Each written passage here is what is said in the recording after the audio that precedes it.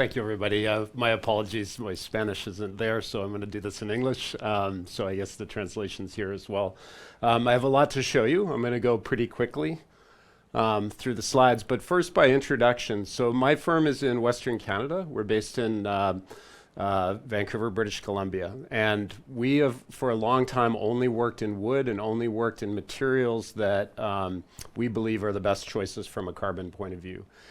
There's a practice in London named Waugh Thistleton. You see the name here, and Anthony Thistleton is here with me today, who we have just recently joined as partners in a special venture here in Spain.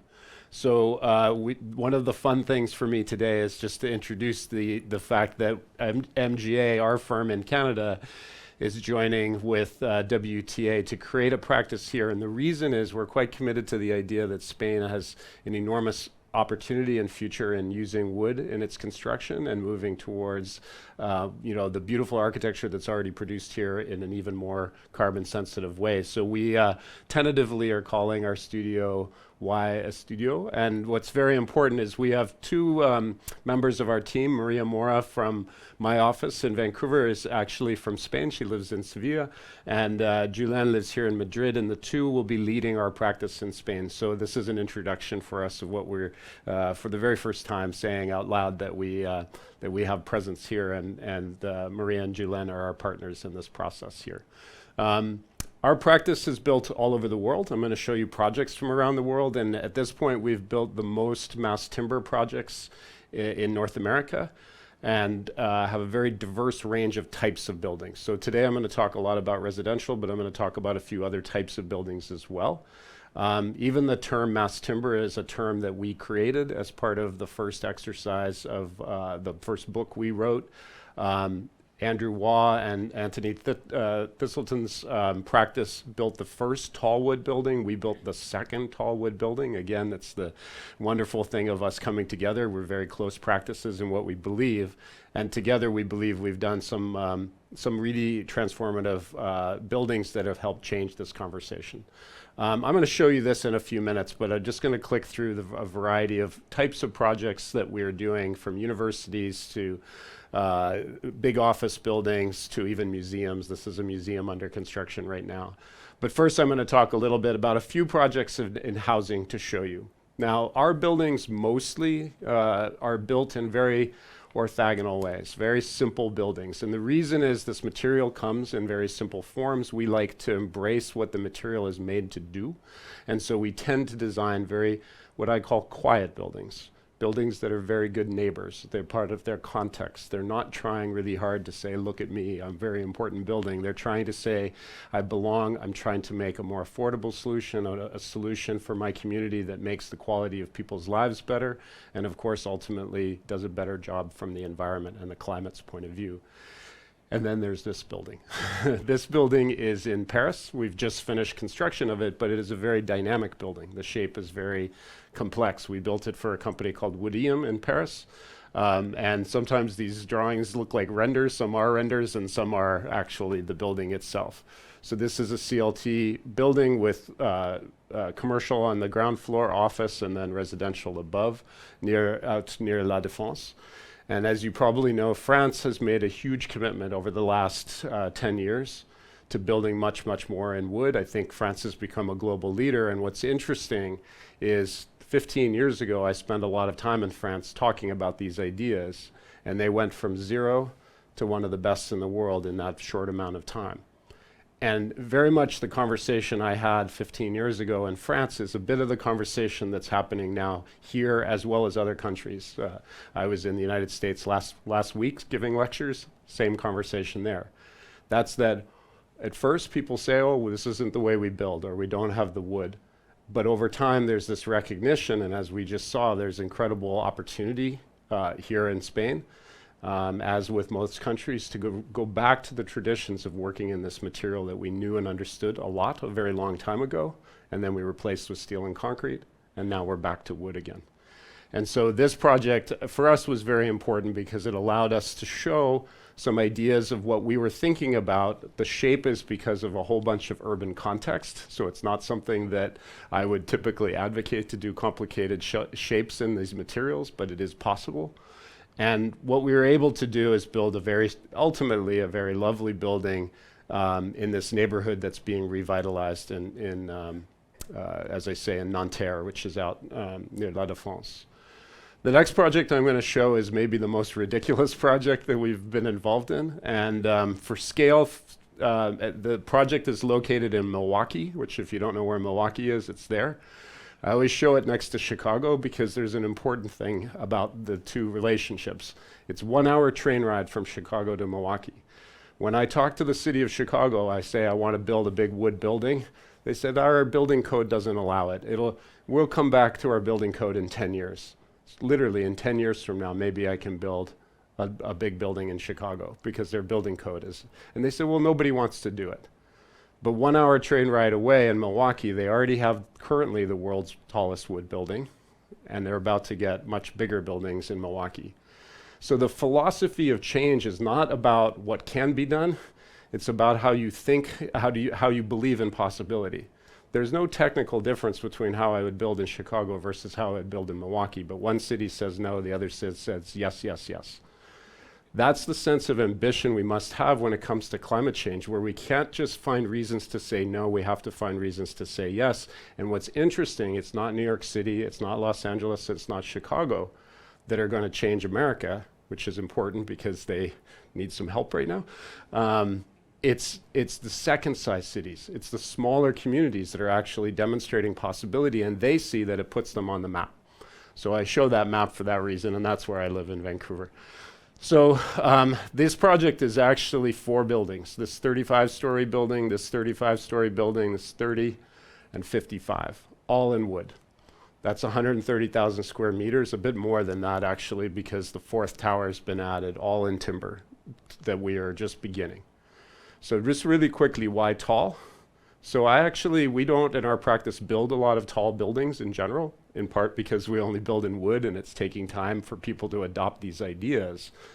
But also because tall is very important to the conversation, and that's why we advocate, because when we build 30 stories, then nobody is afraid of 15. Nobody thinks it's not possible at 16, 18, 20. When I build 55, nobody's ever going to talk about this again. So we have to build tall to demonstrate what's possible, not because we think every building should be a tall wood building. In fact, I think smaller scale, European scale density is very, very effective as opposed to North American density with tower density. I much prefer the livability of cities that have a medium height or a lower height density than tall personally. So we don't do a lot of tall buildings, but we believe in the importance of breaking the barriers of what is possible, and then everybody gets comfortable. So the project looks like many other projects. It is early days. We're just beginning this project right now, but the commitment from the owner is that this will be all timber with the exception of one area which has the parking in it. Another project I'm going to show is actually the first CLT project in North America. This is for what's called a Ronald McDonald House. So this is housing for 73 families, but families with children with cancer at our hospital. And it's a very important building from a personal point of view. It's not a tall building, but the reason I like to show it is it shows that the architecture, it's brick. It looks like a brick building, but and yet it's all based on a foundation of CLT construction. The construction is actually walls that are tipped up, what we call balloon framing vertically, and then light wood frame in between, which is of course very common in North America to build light wood frame. Once you go above 6 stories, we're not allowed to build light wood frame, and we go to all mass timber, only CLT and bigger. So this project is important because we love the commitment to build that for 73 families, but now unfortunately they have more need for kids with cancer. And so we're building another building very close by on a site that will require a tower. So it's 14 stories of CLT, very close to the hospital as well, and the architecture will have some similarities, and it's still in the early design. But what's interesting for us in this project is where I live, it's very, very high earthquakes, right? Very seismically active. And so much like California, and I'm going to show you some projects in California, we have a lot of earthquakes or a lot of risk. But we were able to show that even at 14 stories in a high, high earthquake zone, we can build an entirely only wood building. We don't need other materials. I'm going to show you that in California we use steel to deal with the lateral movement of a building with our wood. But here we're going to show how you could only build it all in wood because wood has that strength and capacity to do it. So it'll be a very important tower for us, not because it's big, but because it breaks this innovation barrier of showing that wood can achieve these incredibly this incredible challenge of high seismic. This is a project near Milwaukee in Madison, Wisconsin, for that same client, and this is under construction. So this is, again, more housing that we're building. It's 14 stories as well. This is what it looks like. And the reason I wanted to show it is that each project we do has a different set of parameters. As I said, in California, we use steel to deal with movement of earthquakes. Here we actually use steel to build the frame, and then we infilled with CLT for the floors. And this was in part driven by the economy, the best choice from an affordability. So each project we try to build with the lowest carbon solution, but also the most affordable solution. And what we found from an affordability point of view is we can make these buildings the same price as a concrete building or a steel building, sometimes a little cheaper, sometimes a little more expensive, but mostly the same. And that's what's important. In every economy, in every community we work in around the world, if you ask me the cost per square foot of a building, it depends. It's different in different parts of the world what the answer is. What's important is it competitive against the alternatives in that community? And what we find is if you design it well, if you're very thoughtful about the dimensions of the material, the efficiency of the system, we can make it very cost competitive. But that's to make the initial cost the same. The value is much higher, and that's the more important conversation, is how do we make sure we deliver higher value, and we feel like examples like this show that it is possible. So as you can see, it has the steel system that deals both with the lateral bracing, with those diagonals, as well as the vertical, but then the infill. And because it's residential, it gives us a chance to really showcase the wood. So I'm going to show now a few other types of projects. And the reason I want to show them is that although they're not residential, they show the diversity of the kinds of opportunities that wood can achieve. There is almost no building type that we have not been able to already build in wood, or that we don't believe can be built in wood. Some project types are a little harder to build in wood. For instance, in universities, when we're dealing with high for a physics lab, for example, in laboratory space where you might be very concerned about vibration, wood is lighter weight, so it's a bit harder to build a really effective wood solution, but there are ways to do it. Or in a hospital, in certain types of environments, there's more constraints on using wood. But for the most part, we have not found any boundaries to the choices of where we can use wood. And so I'm going to show you some examples here that we are very excited about for a variety of reasons. This is Google's main campus in Silicon Valley in Mountain View. They have many buildings on their main campus. They are obviously a very wealthy company and make very interesting choices as a result, and they've been building a lot of great architecture. We were invited to build and design and first to do research to show why mass timber should be the only building material that Google chooses. This building has not been published very much yet, so it's one of the first times I'm getting to talk about it, but we're very proud of it, and I'll show you why in a moment. It's an office building. Again, it is 100% mass timber. You'll see on the inside. In fact, there's a lot of timber on the outside. It has a lot of glass. The floors on this side, that's about almost 5 meters, or sorry, 4.5 meters, almost 5 meters. And then on the other side, you'll see very tall spaces that are, I guess, 9 meters tall. So when we designed it, it had to meet very important requirements. And Google thinks a lot about their employees. And they didn't want to just build a building because it was low carbon. They wanted to build a building that would create an exceptional experience for their users. And so in that design, one of the important statistics, I think it's going to come up in a second here, is this one, which I thought was very interesting and very important. When we did research with them, they started to understand if they built with natural materials, if they built with wood, would it have an impact on the quality or performance of their workers? In other words, we know that wood as a material reduces stress. Natural materials reduce stress. Stress relates to every part of the way we live as humans, right? It relates to how quickly we heal when we're sick, what our mental health conditions are, how productive we learn as students, and even how productive we are as workers. And so we knew this intuitively, but we wanted to understand more about it. And one of the statistics that they developed looking at research within their own portfolio of projects is they believe that about 10% less sick days, so days that their staff would take off because they're not feeling well, they'd have a reduction by building this building compared to their other buildings. When you took that number and you multiplied it by the salary of somebody that works at Google, the cost of any of these conversations of what material you build out of goes away. Doesn't even matter. This is such a large number of savings for them in productivity. And that's only in days off. That's not related to other aspects of productivity or stress reduction in the workplace. So they were very committed to it. We built it. As you can see, it has very tall spaces on one side and again, the different structural grids inside the space and a very tall space in the middle. A raised floor system, 100% CLT. In a couple of areas, we actually have cantilevers where we incorporated a hybrid of concrete and wood together to make the cantilevers work. But the workspace is for 1,000 staff.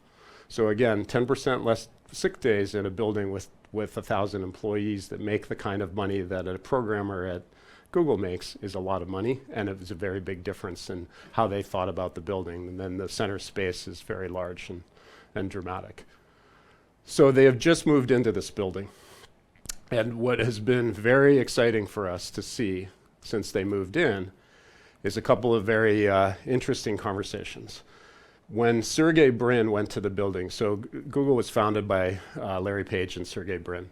And Sergey got to tour a bunch of recent buildings that they had built on their campus by other architects and ourselves. And when he came to this building, he was told a really important statistic that somewhere I'm going to show you the statistic, but it's 96% less carbon in this building, and I guess I'll get there in a second, than the other buildings he toured that were just built in other materials. This building was also 1/4 the cost per square meter of another architect's building just built for Google and opened within the same year. 1/4 per square meter different, right? So it's an expensive building, but it's far less expensive than what Google was used to spending on other materials and other buildings where the architecture had to be, crazy to make steel look good. Buildings made out of wood can be very simple and still be profoundly beautiful because the material itself is beautiful. So we didn't spend a lot of money to make it beautiful because the wood is already beautiful. And so when we did that and Sergey saw the building, he said two things. He said, 96% less carbon, that's incredible. How do we get rid of the other 4%? Right? Which is, if you are the founder of Google, that's the right question you ask. 96% less carbon than your other buildings is very, very good, but not good enough. And we have to get better. And so they've decided that they will, as a company, only build in mass timber going forward, which is really important. The building itself, because it's in California, it does have steel, as I said. The gravity system, what holds the building up, is all wood. So the columns hold up the building in wood, but the lateral system for earthquakes is all steel. Not because technically it had to be, but because based on the building code it had to be. And that's important to understand. There are many things we do in the progress of making these buildings possible. We've had to rebuild building codes almost everywhere. I almost never build to the building code. We always are breaking the rules to make these buildings possible. But we, do things in incremental steps. The danger is when we do this is people think, when we communicate, that this is the only way to safely build in an earthquake zone to put steel in it. And that's not true. And again, that's why we're trying to show that's not necessary the next time we do it. So 96% less carbon with the calculations that were done is a huge, huge difference. But the other part of this is since they've opened the building this spring, they've not only decided they'll only build this way, but the two groups that moved in, Google, because of AI, are not building right now a lot of buildings. They've kind of stopped because of OpenAI and now DeepSeek. But what was interesting for us is the two groups that moved into this building were the entire global real estate division of Google, okay? And the head of real estate said of all the buildings ever built at Google, this is his favorite building. That's a wonderful compliment we were very, very proud of. Again, I don't think it's because of the architecture. I think it's because of just making it in wood. It's not so hard. But the other is that the head of Alphabet Finance, so it's the CFO for all of Google, moved her whole team into the building as well.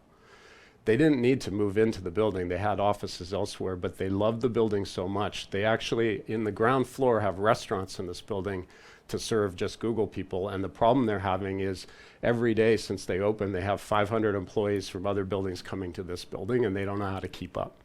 So this is our next building with Google that is actually, our part is finished. This is part of the building. It's also another big office building with big combined spaces. It's actually much lower floor to floor, and it actually is a hybrid structure of concrete and wood because it was already, this was a site owned by Yahoo, and they had already designed a building that had to be very short.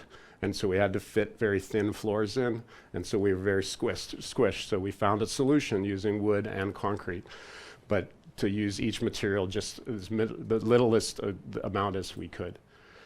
So they haven't moved in, so the finishing of this building is not done on the inside, but this is the outside of that building. So again, what's important is when big companies have a choice and they choose this material, it sends a signal to the world. If you're building a new office building and you want to attract the world-class companies, this is the way you will do it. Companies care about their environmental footprint. Companies care about their staff well-being. Both these two things are the right choice from that point of view, and the market is demanding it. And so we're seeing that now everywhere we go, that change.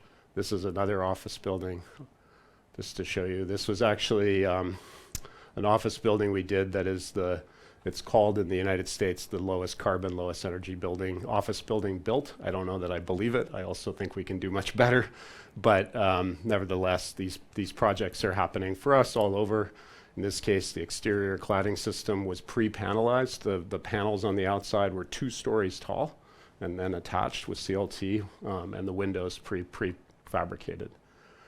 Another type of building to show you, again, not all residential, but just to show you the diversity of possibility is this building that we're working on right now. This is a museum in British Columbia.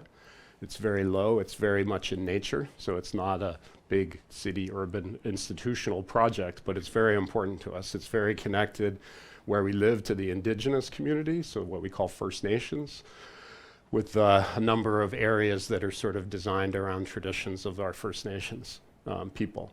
And the building, of course, is all mass timber. It has rammed earth as well, and a little bit of steel just in the exterior canopy. But this is a museum and an archive. And so it is a place where you educate students about the history of our land, as well as all of the flora and the fauna. So the plants and creatures that are from our place. It's filled with dinosaur bones. It has also a big Rolls Royce that John Lennon painted with flowers on it. We have that in here, and we had to create a storage space for it. So a very diverse type of building. Very complicated building. Laboratory spaces, storage spaces, and gallery spaces. And so again, what we are able to show is this material is transferable to very complex environments from a environmental point of view, very tight control from a humidity point of view or from a temperature control point of view, and this is it under construction.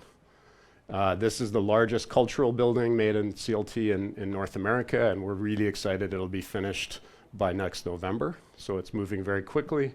And we are shortlisted to design the new Vancouver Art Gallery, which will be about this size, but again, we hope to build a building in that case, over multiple floors in downtown Vancouver in the similar style.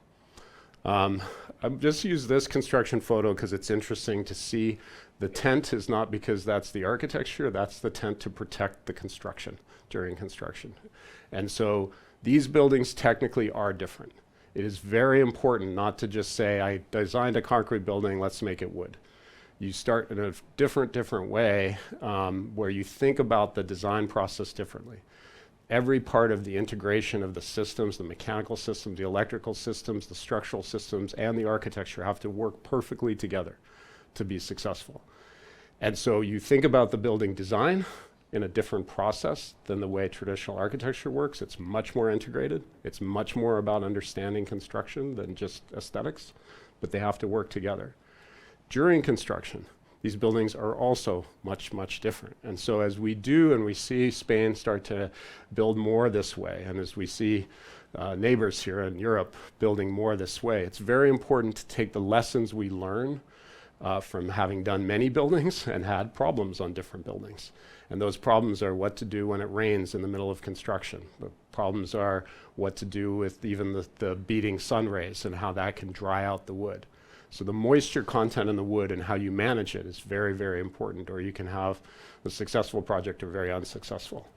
And so part of the work Wath Thistleton's firm does and what we do is some research to show and share how we've learned lessons of the problems that we can have and the solutions to those problems. And so it's very important as architects in the room or developers in the room think about this, is to remember that it is not as easy just to say, I did a concrete or a steel building, now I'll do wood.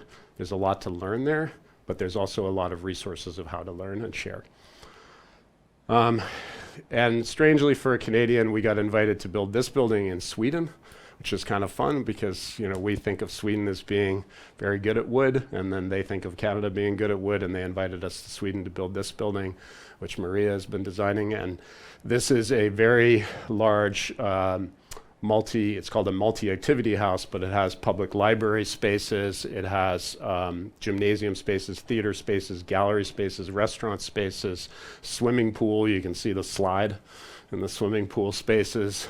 And this project's already under construction, but again, it was a chance for us to show that wood can be excellent material for theaters. We can manage acoustics well. We can make an excellent gymnasium or swimming pool. In fact, where I live, most public swimming pools use wood instead of steel or concrete. It's actually a very good material if properly designed for very high humidity environments like a public swimming pool. All of our hockey rinks, I'm Canadian, of course I have to say that, are now being made in timber too. So long span spaces, big span spaces. But I believe places like public libraries and theater spaces and art galleries are a wonderful place for every community to start thinking about how to build these buildings, as well as, of course, housing. And then I'm just going to end, because I only have a couple minutes left, just because I want to show you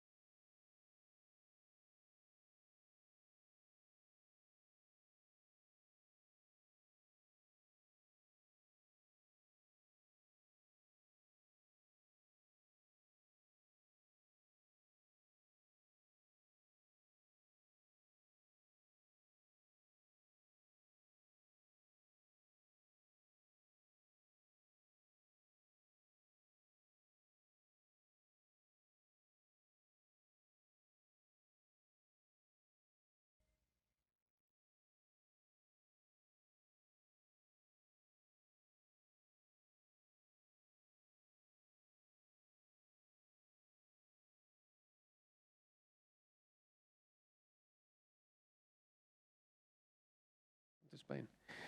Bien, ahora contamos con uno de los principales